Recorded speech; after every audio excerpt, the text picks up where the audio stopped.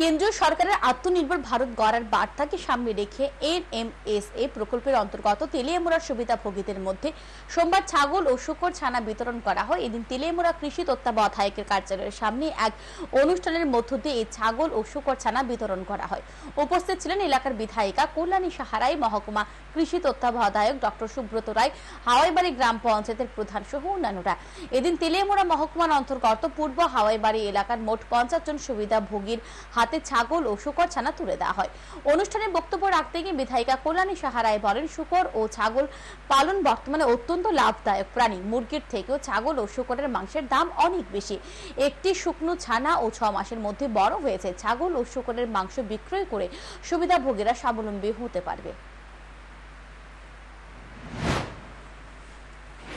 এই প্রকল্পে শূকর, ছাগল, গরু এই বিষয়গুলো দেওয়া হয় বেনিফিশিয়ারিকে।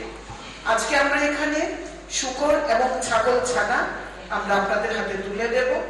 আপনারা জানেন যে শূকর এবং ছাগল অত্যন্ত লাভদায়ক প্রাণী বর্তমানে।